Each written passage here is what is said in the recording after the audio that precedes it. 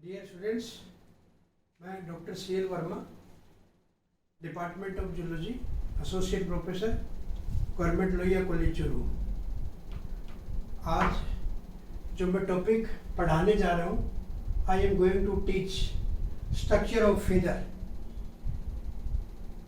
पंख या feather, pitch की संरचना पढ़ेंगे अपन यहाँ पे।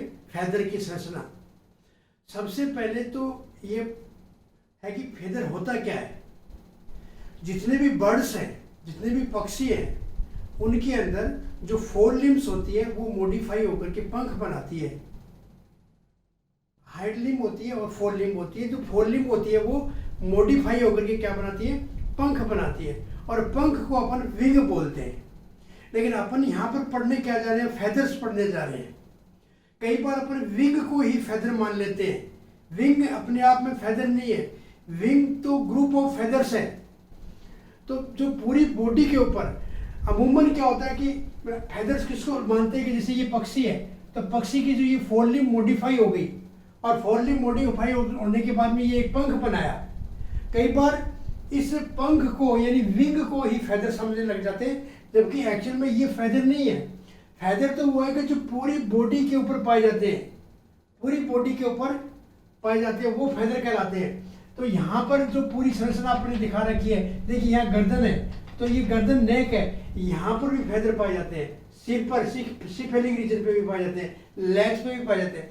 तो बर्ड्स की अगर अपन पूरी बॉडी देखें तो पूरी बॉडी के ऊपर क्या पाए जाते हैं, छोटे छोटे फेदर्स पाए जाते हैं।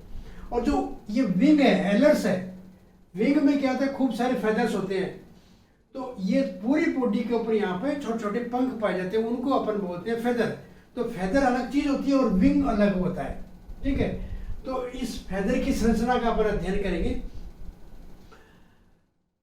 ये जो फेदर्स का अरेंजमेंट है, बॉडी के ऊपर जो अरेंजमेंट है, arrangement and distribution of feather is known as टेरिलोसिस।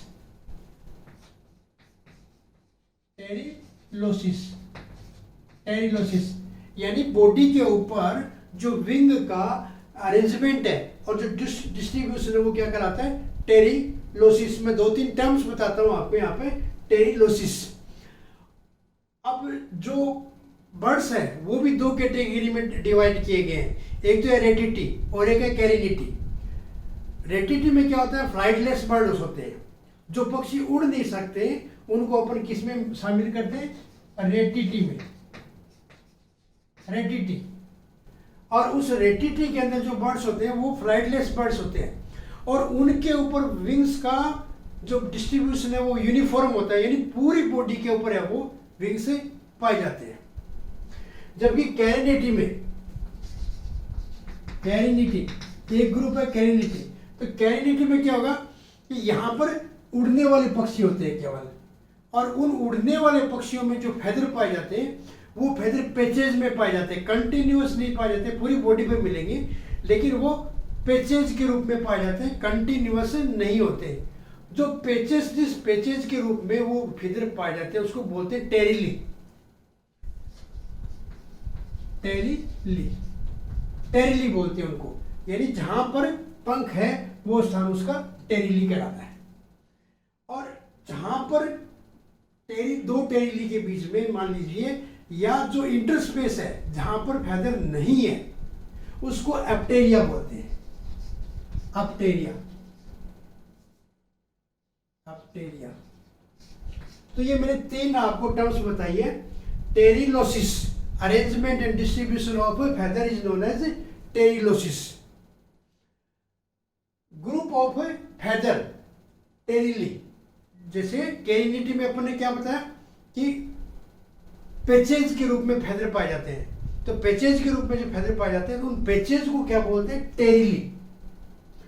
और जहां पर नहीं होते, यानी जो इंटरस्पेस है जहां पर फेदर नहीं है उसको बोलते हैं एप्टेरिया। तो ये तीन टर्म्स जो है आपको ध्यान रखने की है, टेरिली, एप्टेरिया और टेरिलोसिस। अब जो टेरिली है वो कौन सी है देखिए यहां पर अपने पिजन का डायग्राम बना रखा है और इस पिजन के डायग्राम में ये वेंट्रल व्यू है उसका और ये डोर्सल व्यू है।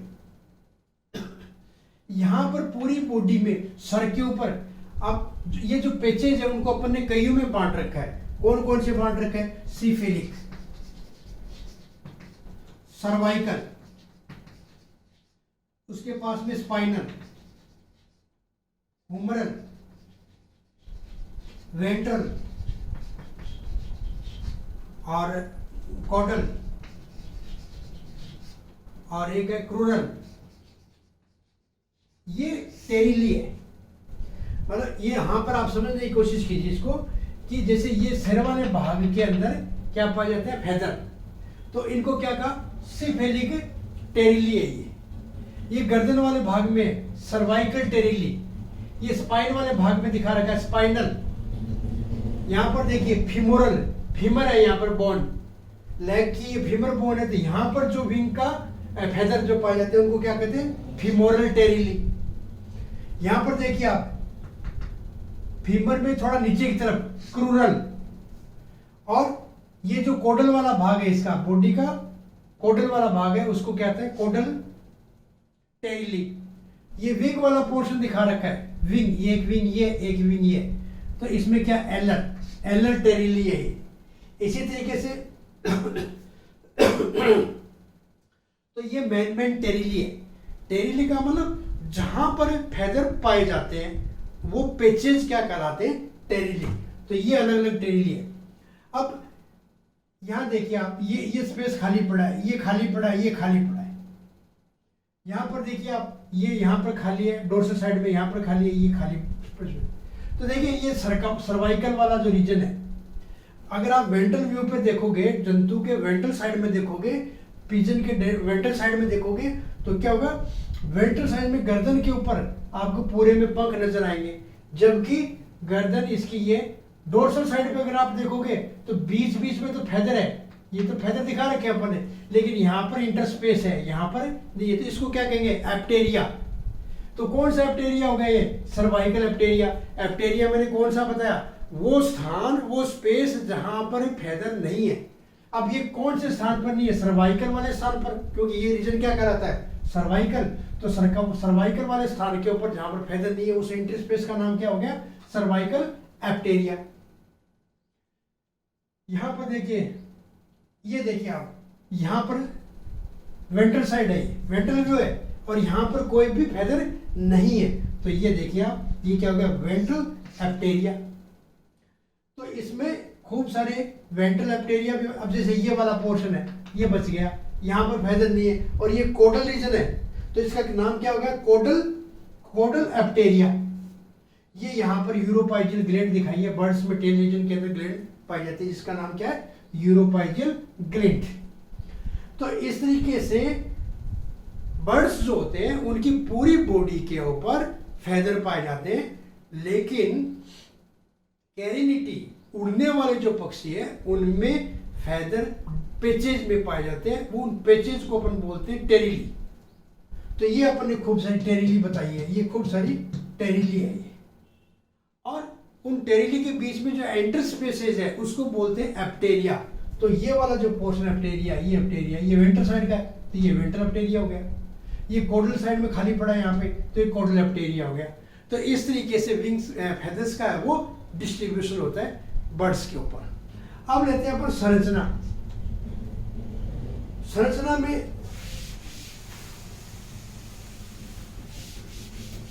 में देखो अपन ने यहाँ पर एक फेदर दिखा रखा है। इस फेदर के ऊपर, इस फेदर के अंदर दो भाग होते हैं। ये एक फेदर दिखा रखा अपने, और ये फेदर जो कौन सा लिया अपन ने, ये मान लीजिए विंग वाला पोर्शन जो है, ये विंग वाला पोर्शन है इसका है, और ऐसा कैसा टेल रीजन पे भी पाया जाता है, टेल वाला रीजन है। इस विंग को अपन ने यहां पर लिया है, और इसको अपन ने क्या माना है? टिपिकल फेदर है ये। और इस टिपिकल फेदर के अंदर अपन देखें तो दो संरचना है मेन। पहला तो है एक्सिस और सेकंड है वेन। ये बीचों बीच जो फेदर के अंदर जाती है वो क्या कहलाती है? ये एक्सिस है। और वेन कौन सा है? जो इसका distal expanded area, distal expanded area क्या कहलाता है? वेन। दूरस्थ जो फैला हुआ भाग कहलाता है वेन। तो मेन इसके दो भाग होते हैं, एक्सिस और वेन। इस एक्सिस के अंदर अपन ले तो यहां तक का पोर्शन जो वेन से नीचे का पोर्शन है उसको तो अपन ने कहा है कैलेमस। कैलेमस दूसरा नाम है इसका क्विल, कैलेमस। और जो वेन के अंदर है यहां से लेकर के यहां तक का जो पोर्शन है उसको अपन ने कहा है रेकिस। रेकिस दूसरा नाम है इसका साफट। तो एक्सिस के अंदर अपन ने दो भाग बताए। कौन सा? ये एक्सिस पूरी की पूरी एक्सिस है और इस एक्सिस के अंदर जो बाहर का पोर्शन है, जो इसका प्रोक्सिमल लोअर पार्ट है, प्रोक्सिमल लोअर पार्ट है, उसको अपन ने क्या कहा है? कैलेमस। और ये ऊपर वाला है तो ये डिस्टल हो गया, डिस्टल अपर पार्ट, ये इसका क्या कहलाता है? रेकिस। तो ये बीच में रेकिस है और ये क्या कहलाता है? कैलेमस। अब इस अगर कैलेमस को अपन देखें, इस कैलेमस को देखें तो इसकी संरचना कैसी होती है?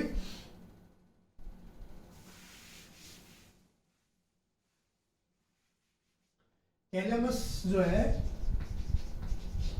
वो है होलो होता है, ट्यूबुलर होता है और सेमी ट्रांसपेरेंट है।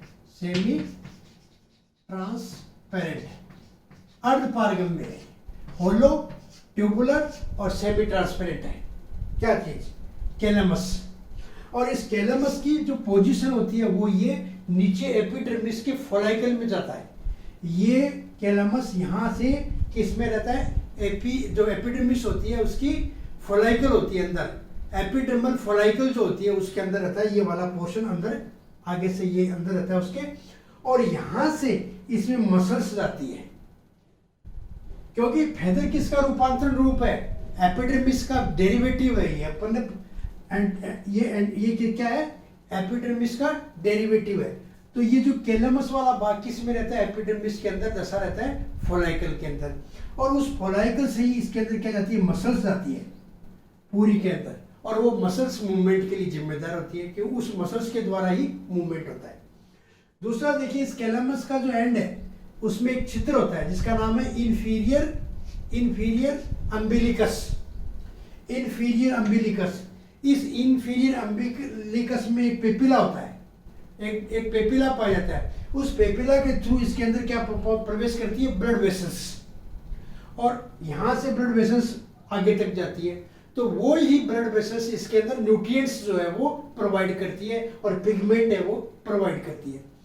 यहां से एम्बिलिकस के बाद में आप देखोगे तो ये इसके ऊपर डर्मल पल्प है। यहां पर इसके अंदर एक डर्मल पल्प पाया जाता है, और इसका जो वेंट्रल साइड होती है उसमें एक पतली सी ग्रूव पाई जाती है। और यहां पर एक छिद्र और होता है जिसका नाम है सुपर अम्बिलिकस।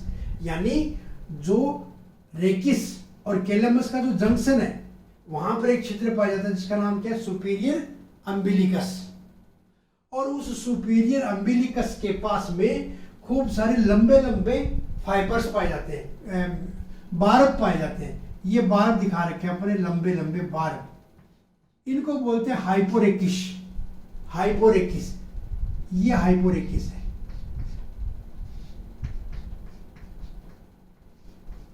तो यहां पे जंक्शन जो है किसका? ये क्या है? रेकिस। ये क्या है? कैलेमस। इन दोनों का जो जंक्शन है वहां पर क्या पाया जाता है? हाइपोरेकिस, जहां पर बड़े बड़े बार्ब पाए जाते हैं, यानी फाइबर से निकले रहते हैं। उनके अंदर ये फिर डिवाइड होकर के बारब्यूल्स जो निकलते हैं वो इनमें बारब्यूल्स नहीं होते। ये हुआ कैलेमस। कैलेमस के बाद में आता है रेकिस, अंदर का। एक्सिस के अपन ने दो भाग बताए, कैलेमस और रेकिस। अब इस रेकिस को अपन देखें तो ये कैसा है? Solid rachis. अंदर का जो पोर्शन है वो रेकिस क्या है? सॉलिड है, स्टिफ है, स्टिफ और क्वाड्रांगल है, यानी चतुर्भुजाकार मान लीजिए आप, चार भुजा वाला ये होता है। ये है क्या? लॉन्गिट्यूडिनल एक्सिस है किसकी? वेन की, क्योंकि ये पोर्शन क्या कराता है? वेन। तो वेन का ये लॉन्गिट्यूडिनल एक्सिस है, और इस एक्सिस की वजह से ही क्या होता है? ये पूरी वेन दो भागों में डिवाइड हो जाती है। एक भाग थोड़ा चौड़ा होता है और दूसरा भाग थोड़ा संकरा होता है। फेदर में अपन देखें तो एक भाग ये बड़ा और ये छोटा। किसकी वजह से? इसे बीच में पाई जाने वाली रेकिस की वजह से होता है। और इस रेकिस के वेंट्रल साइड के अंदर एक ग्रूव होती है, खांच होती है। वो खांच क्या कहलाती है? अम्बिलिकल ग्रूव कहलाती है। ये अम्बिलिकल ग्रूव जो इसके वेंट्रल साइड में होती है। इस रेकिस के ऊपर खूब सारे बार्ब्स लगे रहते हैं। ये सारे जितने भी निकले ये क्या कराते हैं? बार्ब्स। इन बार्ब्स की विशेषता क्या होती है कि ये ऊपर की तरफ और नीचे की तरफ छोटे होते जाते हैं और बीच में होते हैं वो लंबाई में बड़े होते हैं। तो ये वाले बीच में लंबाई में अपन ने बड़े दिखाए और दोनों एंड की तरफ क्या होते हैं? ये पतले हो जाते, छोटे होते जाते हैं। तो ये इसमें खूब सारे बार्ब्स पाए जाते हैं। इन बार्ब्स के अंदर इसके अपन एक संरचना यूं देखें तो अगर एक बार्ब को देखें, ये सारे खूब सारे क्या निकले हुए? बार्ब। ये बार्ब है। अब इन बार्ब से फिर बार्ब्यूल्स निकले हुए। बार्ब से क्या निकले हुए? बार्ब्यूल्स।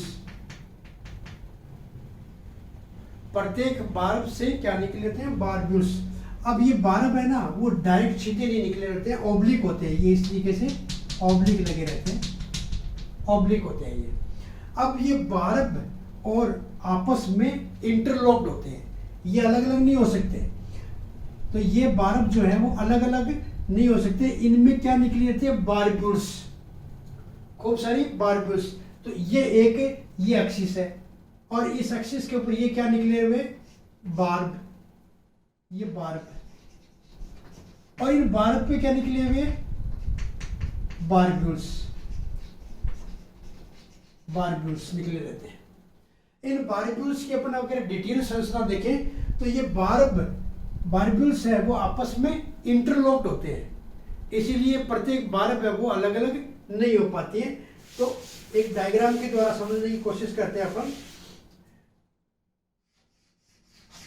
ये एक्सिस है और इस एक्सिस के ऊपर ये एक बार्ब लगा हुआ है। ये वाली एक्सिस ये रही और ये क्या निकले हुए? बार्ब। ये बार्ब अपन यहां दिखाए। इन बार्ब को ऊपर देखें तो बार्ब के ऊपर क्या निकली रहती है? बार्ब्यूल्स। तो वो बार्ब्यूल्स इस प्रकार से होती है।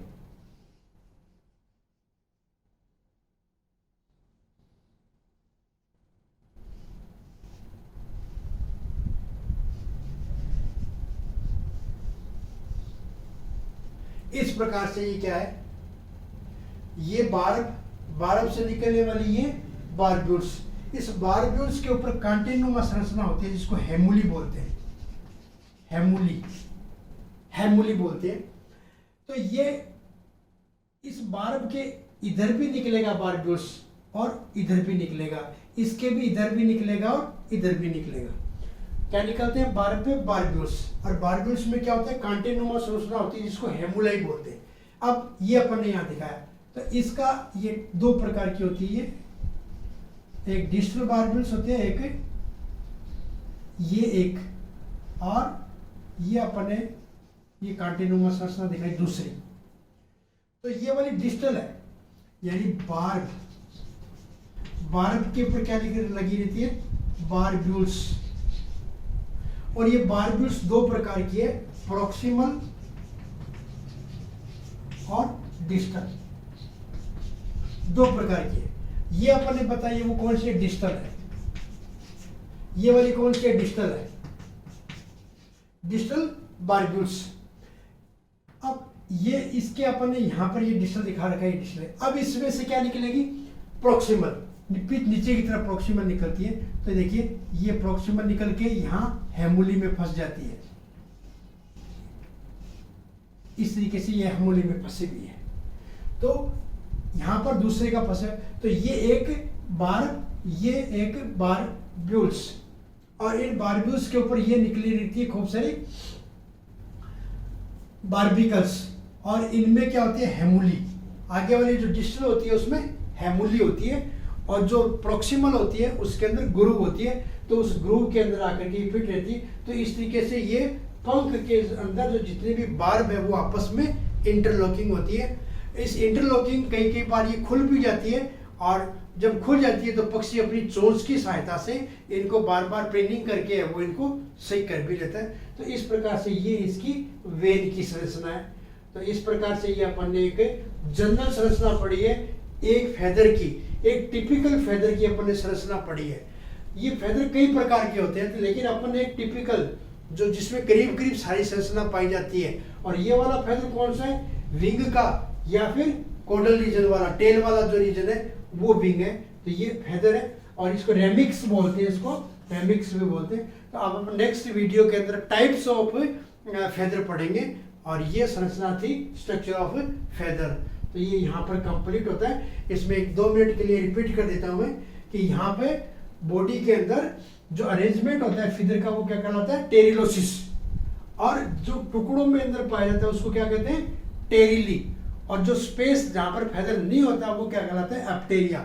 तो जो टेरिली होती है वो अपन ने कई बताई, सिम्फेलिक, सर्वाइकल, स्पाइनल, फीमोरल, क्रूरल, कोडल, वेंट्रल, ये वेंट्रल है, हिमोरल है, ये एलर, विंग वाली एलर कहलाती है।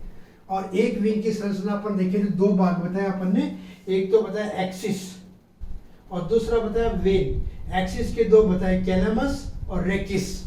और ये पूरा का पूरा वेन है जिसके ऊपर बार्ब्स लगे रहते हैं। बार्ब्स के ऊपर छोटे छोटे रोम संरचना लिखती है जिसको बारब्यूल्स बोलते हैं। और उन बारब्यूल्स में फिर बारबिकल्स निकले रहते हैं। तो उन बारबिकल्स में क्या है, प्रॉक्सिमल भी होती है और डिस्टल भी होती है। तो ये जो डिस्टल तो अपन ने आगे दिखा रखी है और ये पीछे की तरफ इसमें क्या निकलती है, प्रॉक्सिमल। और ये इस प्रॉक्सिमल के अंदर क्या होता है, ग्रूव। और इसमें क्या है, डिस्टल में क्या बताया अपन ने, हेमुली।